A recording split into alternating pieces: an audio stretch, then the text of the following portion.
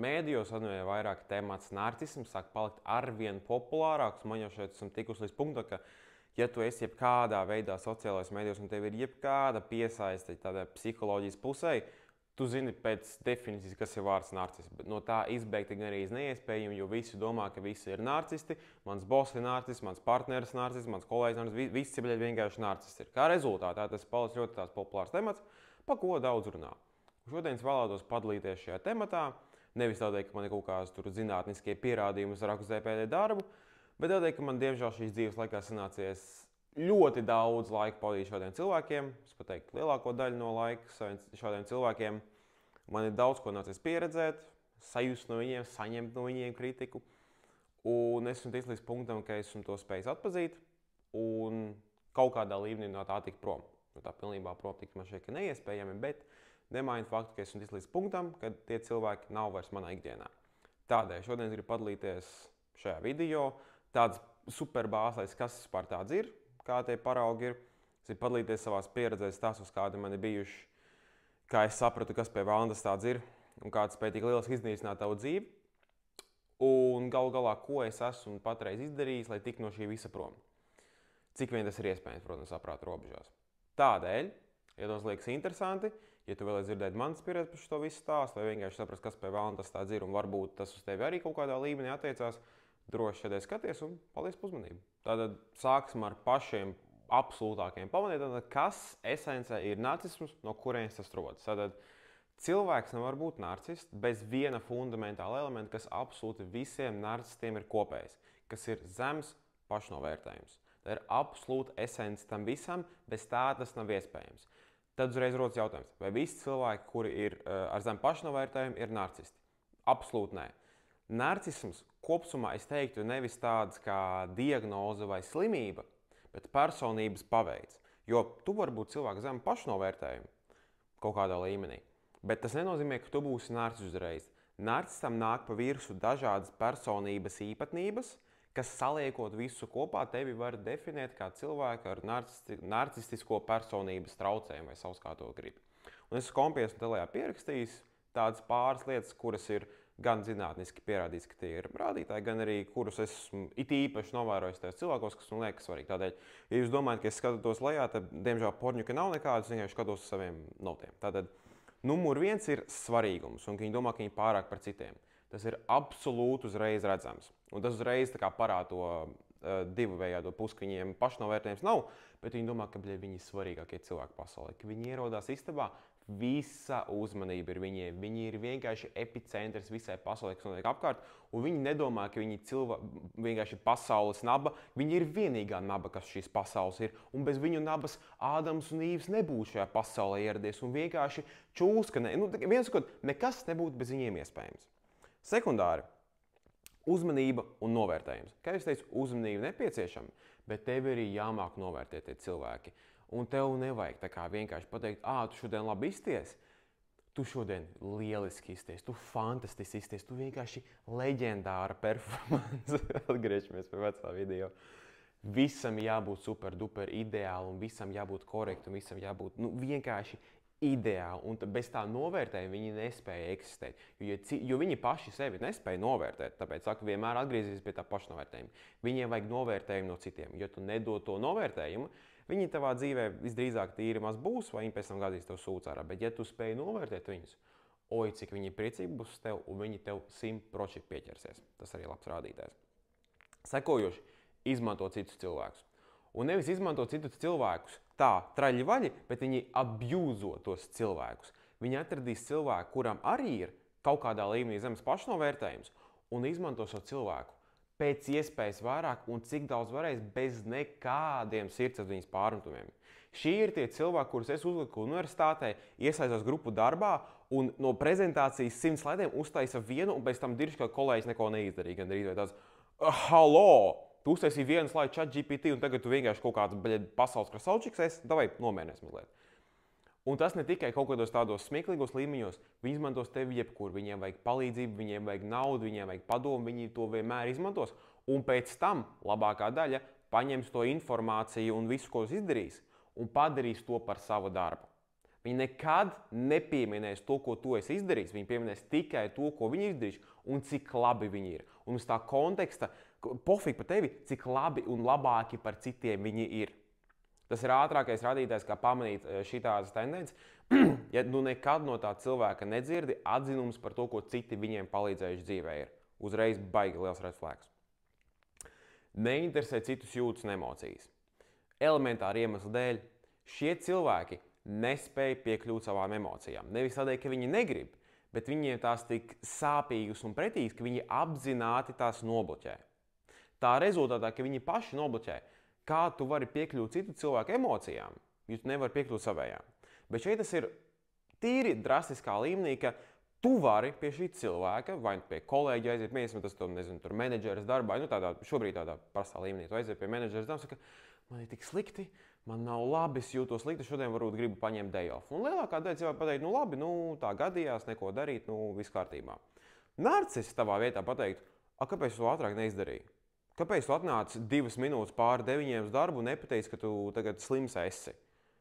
Piemēram, arī, stulbā līmenī tev uz bērēm jāiet, tev pasaka, ka šodienas bērēm jāiet ir. Kāpēc tu ātrāk nezināji? Kā mums tagad atrast jaunu darbinieku, kā mēs to visu paspēsim? Viss ir par viņiem. Viss ir tikai un vienīgi svarīgi to, ko viņi domā, to, ko viņi grib. Pohuj, kas ar tevi notiek? Ja tu nomirtu tajā vietā darbā, tajā vietā, kur tu stāvi, viņi būtu dusmīgāki par to faktu, ka viņiem ir jāsauc ātrie, lai tavu līķi savāktu, nekā par to faktu, ka viņu acu priekšā nomirs. Punkts. Tas, kā skatos narcistiem, es nezinu nevienu tādu narcistu, kurš nebūtu, kas tā skatās citiem cilvēkiem. Tādēļ uzreiz viņiem emocijas ir, bet viņas ir tik lieliski nobloķētas, ka viņiem tās nav pieejamas, un viņiem kā rezultātā nav nekādas emocijas jūtas pret tevi. Bet sekojušās 2 lietas ir tādas, kas ir visspēcīgākās man izcēlās par narcistiem. Fantāzijas par naudu, varu un kontroli. Šie cilvēki ir apsēsti ar vismaz vienu no šīm lietām, bet galvenokārt visas 3 kopumā. Šie cilvēki, kuri ir ārprātīgi tiecas uz naudu, ļoti vēlas varu un it īpaši kontroli. Kontroli ir numur 1 lieta, ko šie cilvēki grib, jo tajā brīdī viņi jutīsies droši. Ja viņi tev var nokontrolēt, viņi jutīsies labi pār tevi. Un ja tu jebkad esi mēģinājis tikt prom no narcista, par ko mēs parunāsim vēlāk, viņi neko neienīst vairāk kā cilvēku, kurš spēj domāt pats par sevi un kontrolēt savas izvēles. Jo tajā brīdī, kad viņi sāk zaudēt kontroli, viņi parādīs tev vēlna pusi, kur nezināja, ka vispār ir iespējams parādīt. Bet šeit ir vēl viens paradoks par narcistiem. Viņi ne tikai tiecās to visu, bet viņi patiesībā ir sasodīti veiksmīgi ar to visu.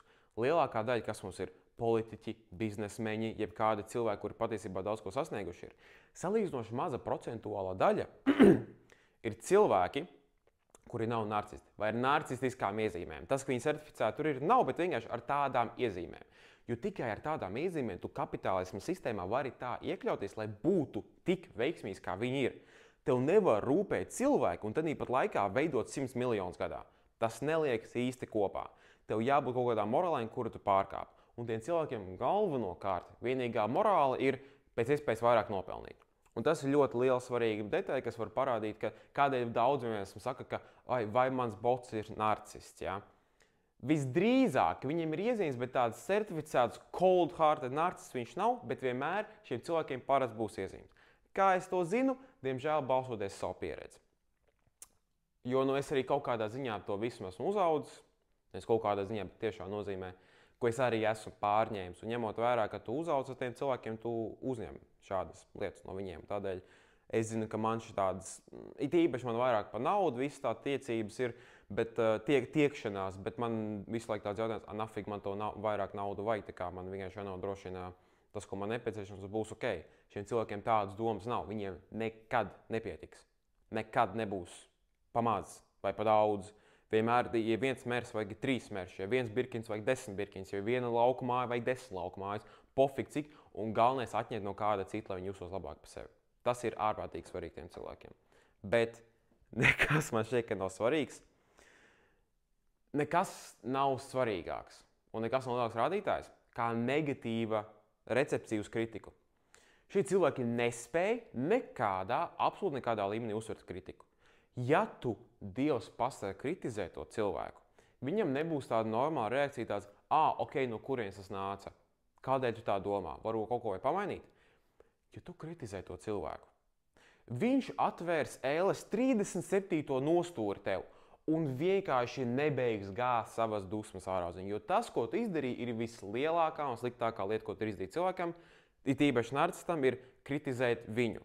Ja tu kritizē viņu kā cilvēku, un tas vēl vairāk iedragā viņu pašnovērtējumu. Un tā kā viņiem jau ir neeksistējis pašvērtējums, un viņi nav spējīgi to risināt, viņi izdarīs visu, lai to pasargātu. Un tādēļ vienmēr, un tas ir viens no lielākajiem rādītājiem, ārprātīga agresija nāks no tiem cilvēkiem.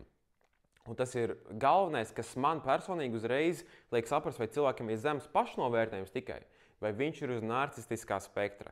Jo parasti cilvēki zem pašnovērtējumu, tu viņiem pasaki, nezinu, smirdi šodien, vai tev drēbes izstās nekādu. Nu, viņi tās, es centos, bet nesanās, viņi tā kā, pieraujās mazliet un viss ir ok. Ja tu to narcistam pateiksi, viņš tev izdzērs no galvas līdz kājām, nosauks tev pa lohu, un vēl pie reizes, ja viņam jebkāda kontrola vai vara pār tevi ir, viņš tev liks stāvēt uz ceļiem, lai tu atvainotos tam cilvēkam un liktu vienkārši parūpēties, ka viņš galu galā ir pasaules vienīgā naba un ar viņu viss ir ok. Šie cilvēki gatavi tevi iznīcināt tikai, lai parūpētos par savu drošību. Un tas ir galvenais, ko es esmu pamanījis pēc savām pieredzēm – agresija. Agresija ir tas, kas visvairāk nodala šos no cilvēkiem zem pašnovērtējumu. Kā rezultātā man to tīri daudz nācies saskarties. Man ir dažādas pieredzes to visu, tādēļ šitā daļa būs mazliet atvēlēta tam visam, kam es esmu bijis cauri, ko esmu pieredzējis un kādi man ir bijuši rādītāji, lai saprastu, kāds ir narcists un ko tas nodara personai, kurš saņem šo visu elli. Tātad divi pirmie piemēri, kad ņemot vērā, kas izcēla kontroli un agresiju. Tātad par pašu kontroli. Kad es sāku braukt pie Omas uz Bausku, man bija kaut kādi gadi 10. Es sāku braukt autobusu, sākotnēji mani veda tur uz lauku, ja viņas ar mašīnu, bet pēc tam sāku braukt autobusu, jo, ņemam kā gribam. Un vienu dienu viņa stāsta par tām reizēm, ka es pirmo reizi braucu, un cik viņa teica, ka viņa ārprātīgā panikā bija, ka viņa domāja, kas man notiks, vai viss man būs kārtībā. Paldies Dievam, kārtīgi Oma, kur man mīlēja, pateicos viņai par to ārkārtīgi. Un viss bija ok, līdz ko viņa teica, bet es nevaru saprast, kāds var būt, ka neviens no viņiem par tevi neinicēs nevienā brīdī. Es domāju par vecākiem, domāju, kā tu to domāji īsti nesaprat? Viņi teica, viņi nezvanīja, vai tu esi autobusā, vai ar tevi viss ir kārtībā, vai tu esi ticis līdz Bauskai, vai tu tajā vakarā esi ticis līdz mājām, viņi nezvanīja ne tajā vakarā, ne nākamajā dienā, ne tajā dienā, kad brauc Rīgu, bija absolūti viss pie dirs viņiem bija. Bet tā kā tu atbrauc, viss ir ok. Interesanti, jo bija vienreiz 6. klasē kaut kādā tajā laikā, pēc čoma aizēju tur plejas paspēlēt, un es biju pateicis, lai es būšu 8 vakarā mājās. Es ierados, mēs tur pārspēlējamies kārtējo reizi, un ierados mājās 8:07 minūtēs. 7 minūtes pa vēlu. Es ieju iekšā dzīvoklī, un viņi kaut ko tur sēž pie teļu, skatās, un vienā brīdī sens sāk runāt. Viņš pats saka, tu teici, ka 8 būs. Es saku, jā, aizkavējos, tā sanāca. Un viņš jau tajā brīdī man pasaka, ja tu nākamreiz ieradīsies kaut 5 minūtes vēlāk nekā tu teici, tu vairs nekad pie sava čoma neiesi. Tagad mēs paņemam sākotnējo pieredzi pa Bausku, un tagad mēs paņemam šito situāciju pie čomiņa. Šitās nav rūpes par to, kas notiks ar mani, vai ar mani viss būs ok. Te ir pohuj, vai viņam interesē, kā man neiet, vai mēs kārtībā. Te ir tīri runa par kontroli. Runa par kontroli un izmanto to faktu, ka viņi var man pateikt, ko viņi grib, lai es daru to, ko viņi grib. Viņiem ir pohuj par to, kā es jūtos, vai es esmu pie drauga vai nē. Viņiem pilnīgi pie dirs ir galvenais nokontrolēt mani. Jo tā, ka viņi var nokontrolēt, viņi jūtas labāk par sevi. Un kā jūs redzat, nav svarīgi, vai tas ir pieaugušais vai bērns, vai tev ir 11 gadi vai cik tur gadi, visus vai kontrolē, jo tā viņi tikai jūtas labāk. Bet nekas nav svarīgāks par kritiku. Un vislabākais piemērs par kritiku, tas, ko mans sencīts izdarīja pagājušā gada kaut kad beigās vai sākumā. Man bija tā, ka es gribēju Voltiņā pamēģināt Rīgā pastrādāt, jo es sapratu, ka no darba esmu aizgājis prom, es gribu vienkārši pamēģināt, kas tas īsti ir. Viņš vienā brīdī saka, ka viņš brauc no Vācijas atpakaļ, un ķipa atvedīs mašīnu, tu vari droši ņemt, braukāt, viss ir kārtībā, dari, ko tu gribi, pofīgi, paņem mēnesī, pabraukā. Man pat īstenībā visdrīzāk to mašīnu atpakaļ uz Vāciju nevajadzēs, ņem viss kārtībā. Ok, labi, sapratu. Bet man jau bija tīri spēcīga nojausma tajā brīdī, kad es biju izgājis cauri visām tām pieredzēm, kas ir, ka es sapratu, ka īsti paļauties to visu nevar. Labāk man mēģināt vajag savu, jo es tā kā teicu, es labāk paņemšu kaut kādu shitbox, vienkārši nopirkšu, braukāšu. Viņš nē, ņem manu, ko tu tur lieki, nav tērēsi, blā, blā, blā. Tagad viņš sāk braukt uz Rīgas, viņam prasa, un labākā daļa ir tāda, viņš saka, ja tagad es būšu Rīgā, droši ņem mašīnu. Viņš jau nepabrīnīja, ka viņš izbrauc no Vācijas, viņš nepabrīnīja, ka viņš iebrauc Rīgās, ja vienā brīdī zvan, tā kā, kur tu esi? Nu es jau Rīgā esmu. Gan drīz vai tādu, kā tu nezināji. Te ir runa par šo uzmanību, konkrēto novērtējumu. Man bija jāzina, ka viņš jau būs Rīgā, jo viņam neko nevajag teikt, man pašam vajadzēja zināt. Un es paliku tīri dusmīgs tajā brīdī, jo man vēl jāņem no šitā pidara mašīnu, nē, es negribu. Nekādā gadījumā es to visu negribu. Es kaut kā parunāju ar Romu, viņi tādu, dod viņam to iespēju, pamēģina, viņš jau tev to labāko grib, blā, blā, blā. Labs joks. Es viņam piezvanu, es tāds tīri, mazliet uzvilcies, sastāstu, kas to mašīnu ir, kā tur ir, vai es varu ņemt vai nevaru ņemt. Un tad nāk ārā.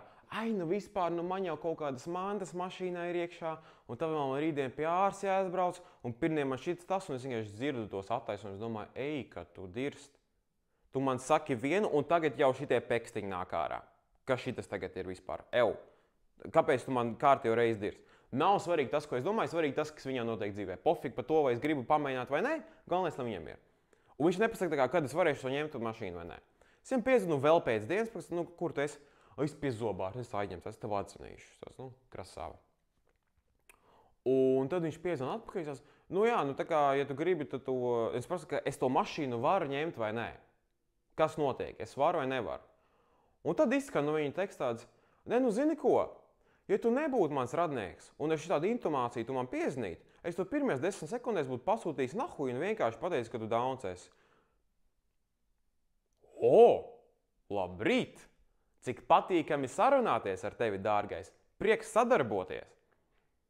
Nometu, tāpēc, ka sapratu, ka es negribu to klausīties vairāk.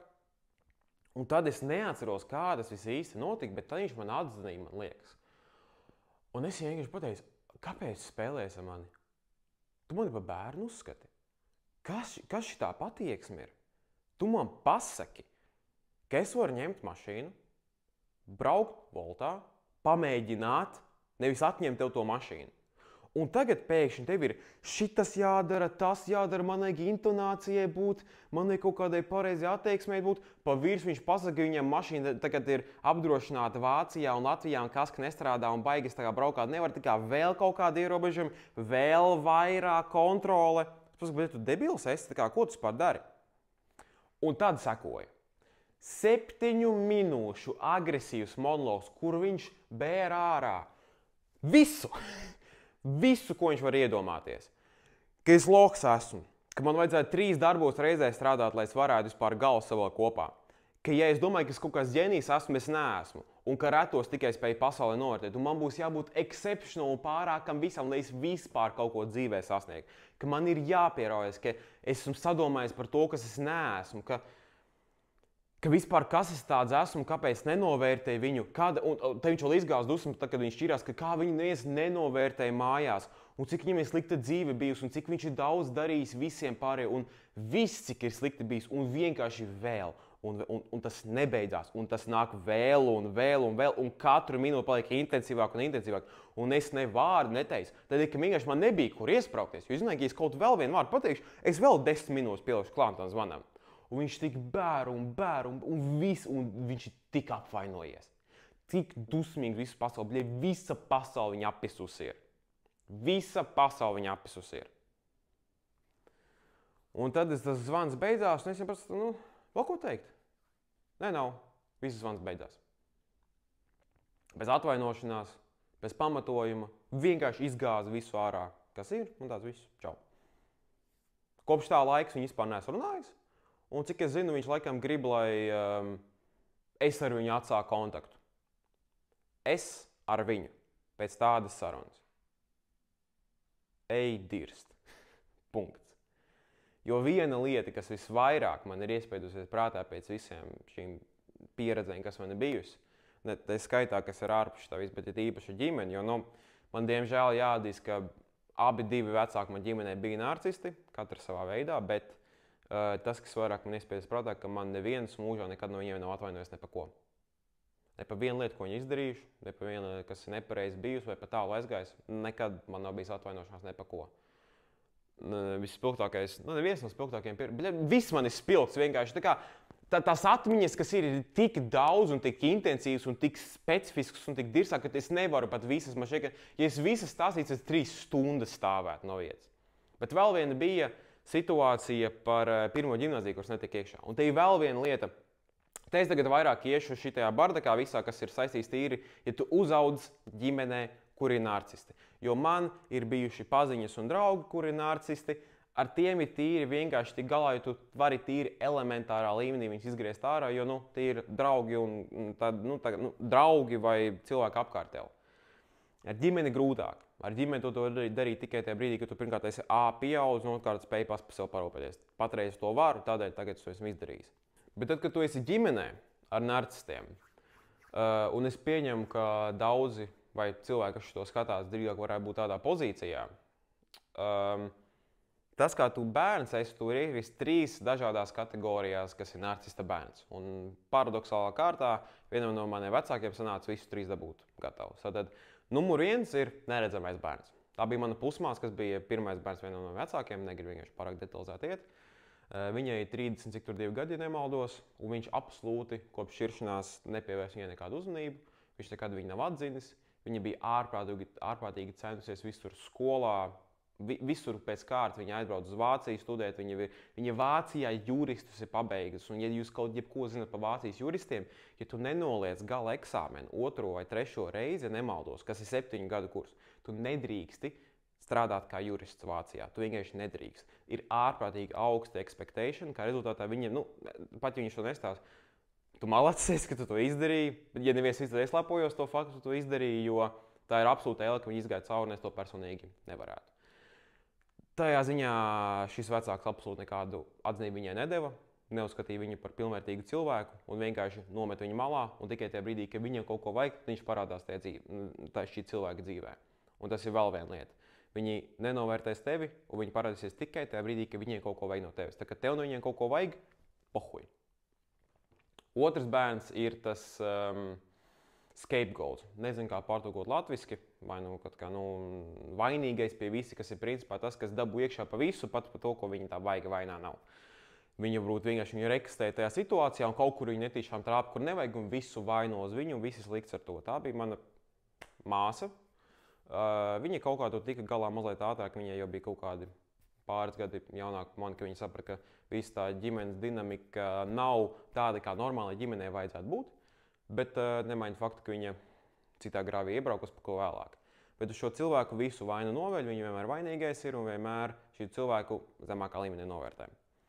Es iekļāvos 3. kastē, kas ir tas zelta bērns. Es biju tas, kur uzskatīju, ka esmu svarīgākā lieta pasaulē, ka esmu atbildi visam un mani investē visus resursus un spēku, ko vien varēja.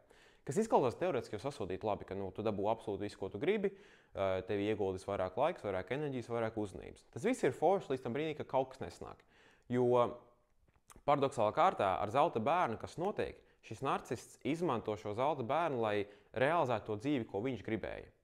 Ko tas cilvēks pats pa sevi nespēja izdarīt. Kā rezultātā, ja tu esi tas zelta bērns, tev identitāte nav. Tav identitāte tas, ko tavs vecāks tev pasaka. Kā rezultātā man vēl aizvien ir liels cīņas ar to mēģināt definēt, kas pie vēl tādas par esmu, ko es šajā dzīvē gribu. Bet bija moments, kad es jau visu to murgu iesāku. 6. klasē netika pirmajā ģimnāzijā. Gāju pie privātu skolotājiem, it kā viss bija tīri ok, bet tajā pat laikā 6. klase bija viens no sliktākajiem periodiem vispār, kas man dzīvē bijis. Es pārstāju iet uz sportu, es nenormāli pārēdos, neviens man nesakoja līdz tam, ko es daru. Es vispār skolā nemācījos, nepildīju mājas darbus, spēlēju tikai plējas visu laiku, un nevienam tas neinteresēja. Un es atceros, ka līdz kaut kādai 4. 5. klasē visu laiku man dručīja, ko es daru, ko es nedaru, vai viss labi vai nē, konstantā man pievērst uzmanību. Un pēkšņi 6. klasē man absolūti vispār, man -100 uzmanību pievērsa. Kad rezultātā es darīju, ko es gribēju. Un es teorētiski gāju tām mācībām, bet man absolūti neiedzēja tā pirmā ģimnāzija. Es negribēju tur iet, man nebija nekāda interese. Un es arī izkritu. Un ne tikai es izkritu, bet es arī paliku tajā skolā, kur es gāju. Tajā brīdī bija 30, no 34 skolēniem atzīmes ziņā. Es netiku ne pirmajā, ne otrajā, ne trešajā. Es kaut kādā vai Natālijas draudziņā vai 49. Nu, 49. beigās tiku iekšā, bet man, principā, Natālijas draudziņa spīdēja, kas ir, ja jūs no Rīgas neesat, tīri hujovu skolu tajā brīdī. Un es atceros, ka atnācu mājās pēc tam, kad izsniedza rezultātus pirmajā ģimnāzijā, kur es netiku. Un Sencis gāja office, teiktu, kā 20 minūtes vai pusstundu, kur viņš vienkārši pilnā rīklē bļauj pa visu dzīvokli. Ko tu te vispār dari, kam tu vispār esi vajadzīgs kārtējo reizi? Neko dzīvē nevar sasniegt, cik daudz tev iegulda, neko nevar izdarīt. Tāpat laikā viņš arī netika. Viņš arī neko baigi nav tajā zinātniskajā līmenī sasniegts, bet uz seskastnieku bļaut virsū var. Tajā laikā man nopirka, tikko bija 5. iPhone iznāca ārā, man nopirka, jo no dzimšanas dienas palūdzu, jo es jau esmu zelta bērns, man var ieguldīt to visu. Vēl pieminēju to faktu, ka es kaut kāds loks, bombas, downs, esmu par to faktu, ka staigā jaunāko iPhone neko dzīvē nevar sasniegt. Un es aizgāju prom no tās lielās istabas, kur bļāvas, aizgāju uz savu istabu, aizvēru durvis. Es vēl 10 minūtes dzirdēju, kā viņš bļāva vienkārši uz to faktu, ka es pilnīgs loks, downs esmu un ko es principā daru. Kas ir viena lieta.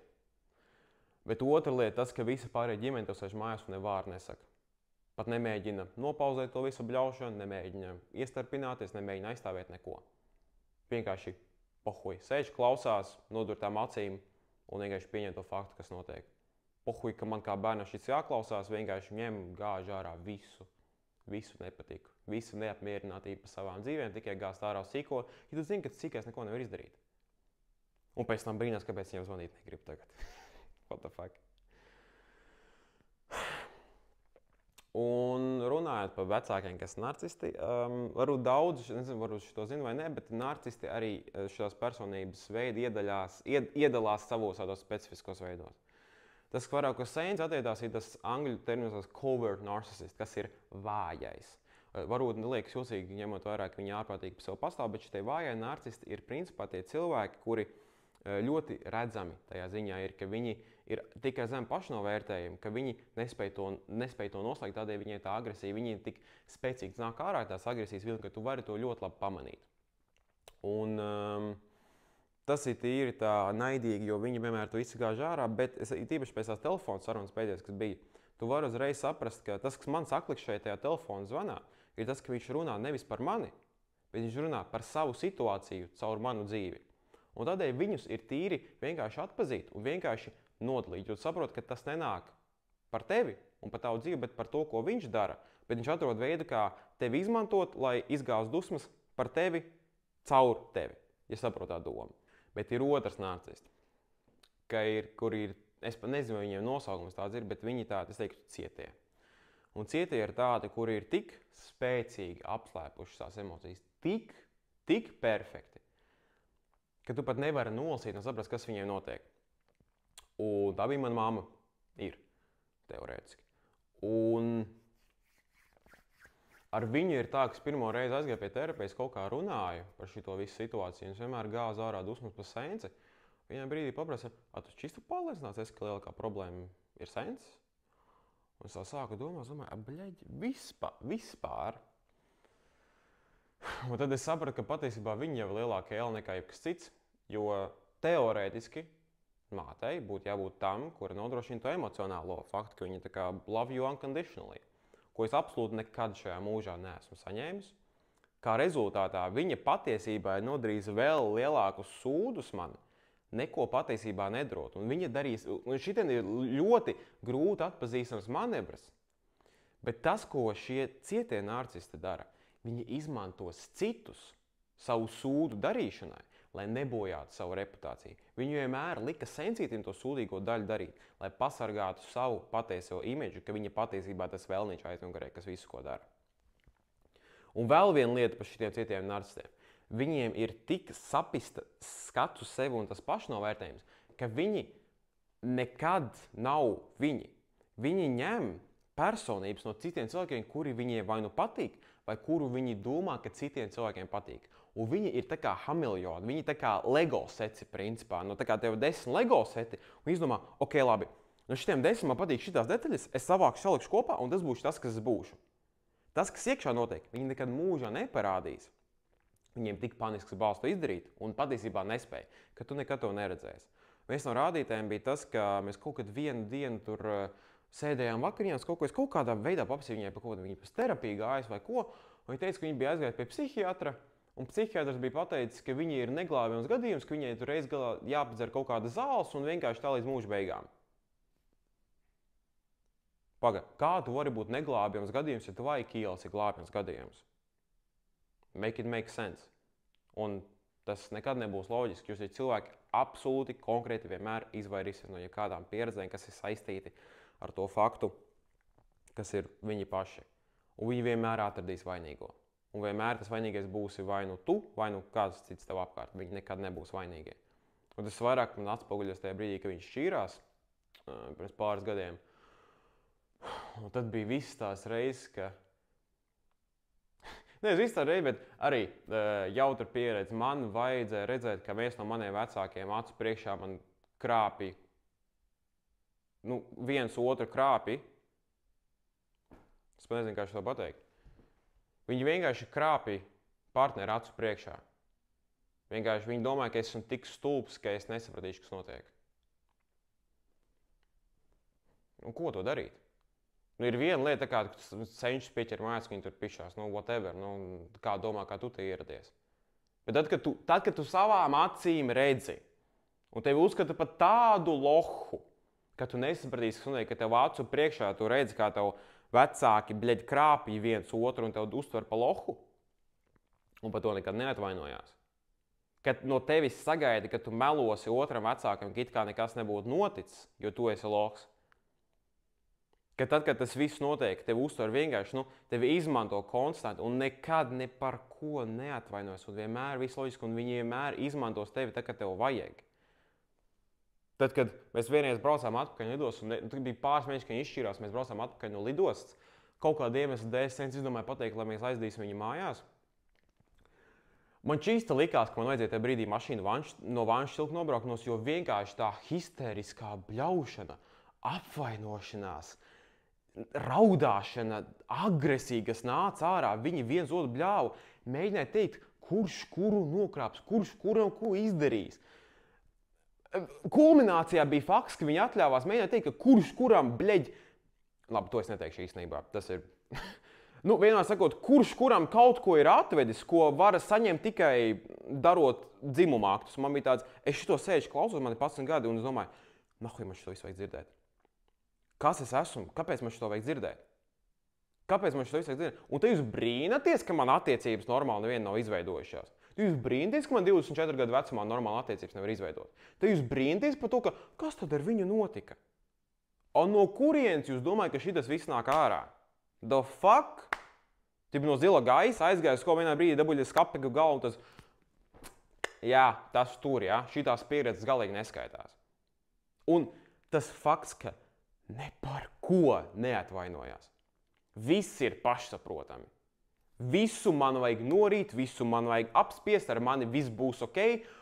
Un tad, kad viņiem vajag atbalstu, viņi nāks un stāstīs un stāstīs. Un es zinu tik daudz informāciju, kuru man kā bērnam nekad mūžā nevajadzētu zināt. Bet visu es zinu. Kā izšķīrās senciem 6 dažādas druskas, 3 dažādās valstīs ir. Muterēja tas tur džekiņš, ko viņi tur viņu nokrāpa vienkārši ir. Un paralēli visa dzīve, viss skaista vienkārši ir. Un man to jāsadzīvo ir. Namaste. Tip my Fedora. Pateicos par dzīvi. Go ahead. Lausties solījumi. Es būtu pilnīgi gaidījums par laustiem solījumiem. Šitie cilvēki nespēja noturēt solījumu. Absolūti nespēja. Nekādā līmenī, ja tas viņiem paliek brūkti, viņi lauž to solījumus momentāli. Kongress, piemēram, man apsolīja noslēgt visas manas universitātes izmaksas, tā skaitā dzīvošanu ārzemēs, jo viņi sagaidīja, ka man vajag mācīties ārzemēs. Es negribēju, man nevajadzēja, es varēju mierīgi Latvijā palikt, bet man obligāti vajadzēja pist uz ārzemēm. Abi apsoli, viss būs šikaniekā. Kā jums šeit, kas notiek 2. gadā? Pašam bija jāsāk maksāt par dzīvošanu, kamēr es nedzīvoju Rīgā pie viena no viņiem, lai varētu pakontrolēt. No 3. gada man bija pašam jāmaksā par studijām, jo XYZ man bija kaut kāda tur nauda, ko es dabūju principā no īpašuma pārdošanas.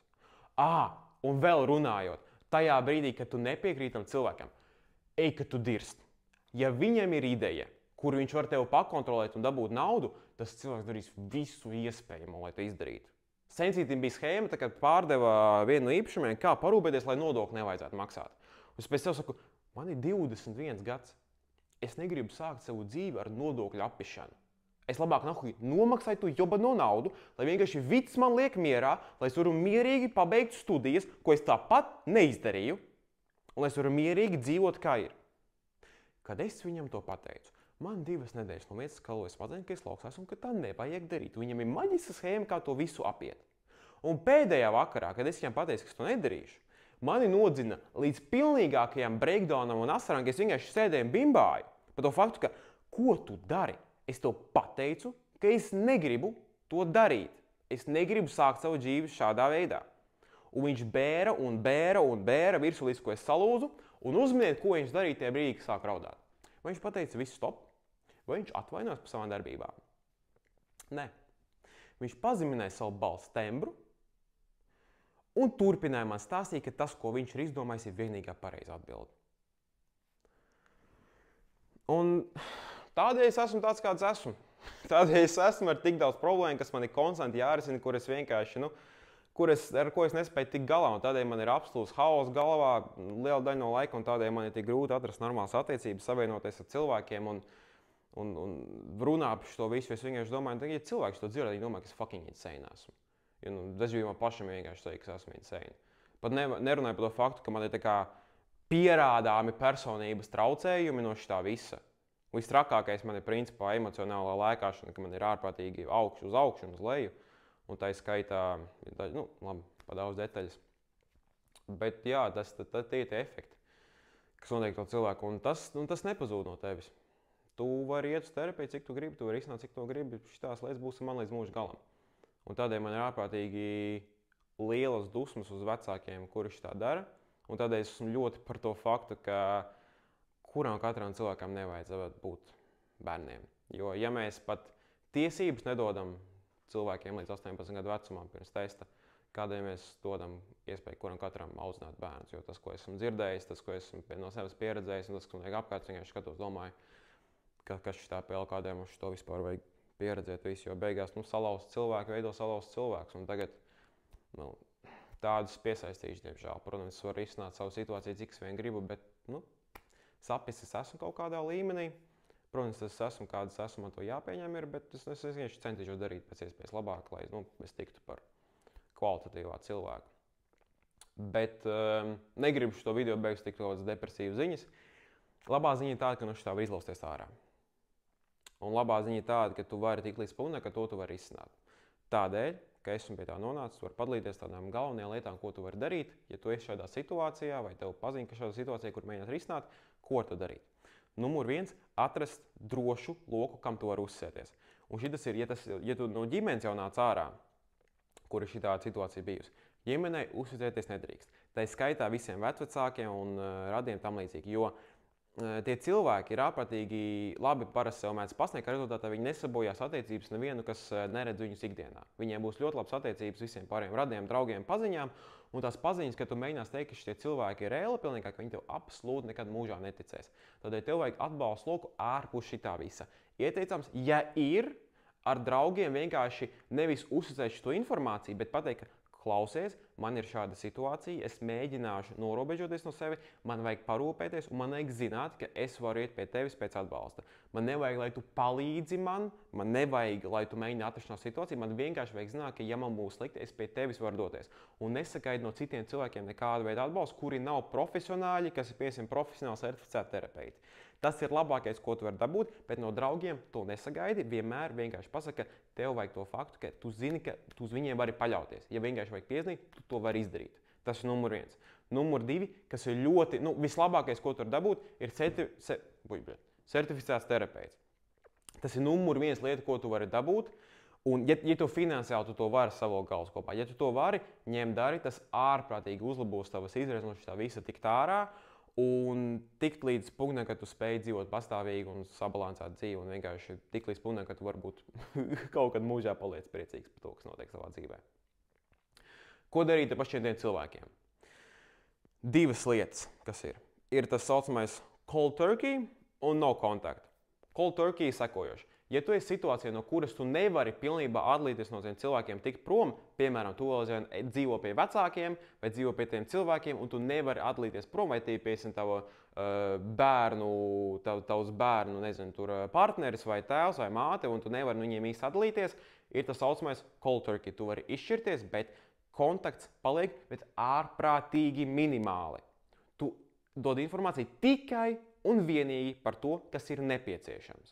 Tā kā vai ar bērniem viss ir ok, vai tu esi pamodies, vai tu esi dzīvs. Neko vairāk nekā tu jūties, nekā tev iet, vienkārši man ir ok, viss ir ok, punkts. Nekādu vairāk informāciju, absolūti neko. Jo vairāk informāciju dod, jo vairāk munīciju tu tiem cilvēkiem dod, lai vienkārši turpinātu to elīgo ciklu. Bet tas nav tā kā absolūti augstākais, kas ir. Augstākais, kas ir no kontakts. Tas ir patreiz, ko es praktizēju ar visiem šiem cilvēkiem.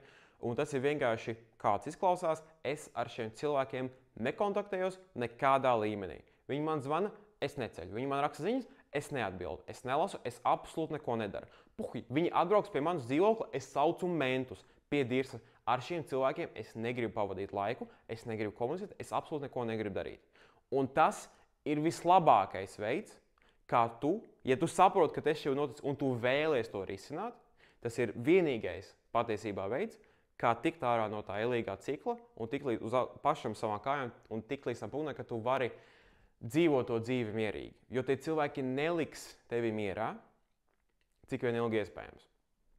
Un, diemžēl, ir cilvēki, kuri savā mūžā pirmo reizi tiks pie miera tikai tajā brīdī, kad šie cilvēki nomirs. Ļoti pretīgi to teikt, bet tas ir fakts. Jo šie cilvēki nepadosies to visu, jo tur ir tā lieta par to kontroli. Jo viņi darīs visu, lai atgūtu kontroli par tevi. Puhuj kā, vai tas ir legāli, nelegāli, pareizi, nepareizi, viņiem vajag kontroli par tevi. Un tavs darbs ir noturēt to līniju, kur viņi nevar pārkāpt, lai tevi kontrolētu. Ja tu to vari noturēt, tava dzīve uzlabosies.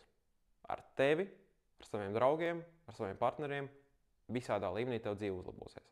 Būs elle, būs reizes, kad tu domā, ka tev vajag paņemt soli atpakaļ, atgriezties pie viņiem, varbūt tu pārvērtēji to situāciju, varbūt viņi nemaz nav tik slikti. Konstantā man tās domas mēdz būt.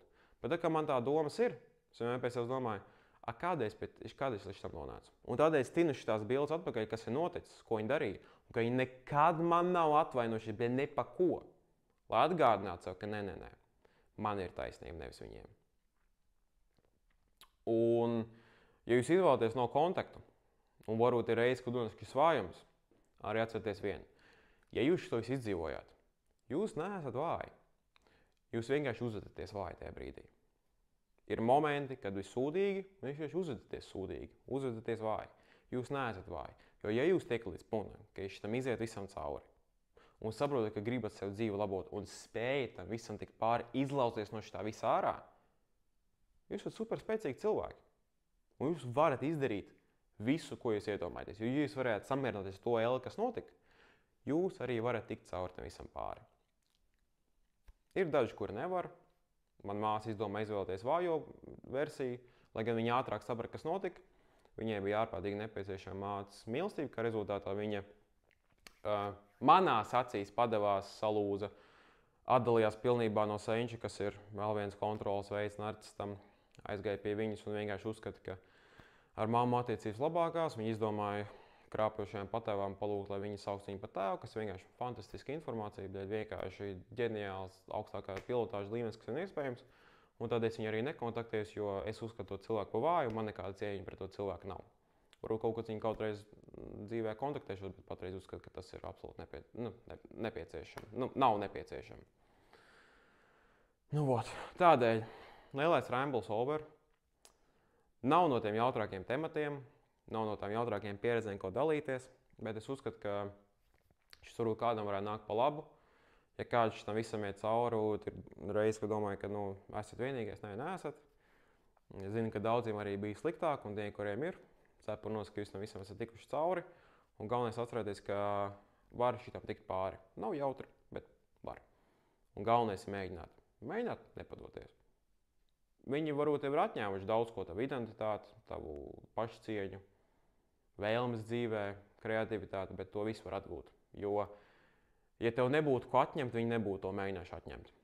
Tādēļ visiem, kas tika līdz beigām, paldies par uzmanību, paldies, ka skatījāties. Ja gadījumā jums ir bijusi kaut kā līdzīga pieredze, novērtēt, ielikt komentāru, varbūt ne tik detalizēti kā es, bet vienkārši padalīties savu pieredzi. Un, jā, paldies! Līdz nākamajai video!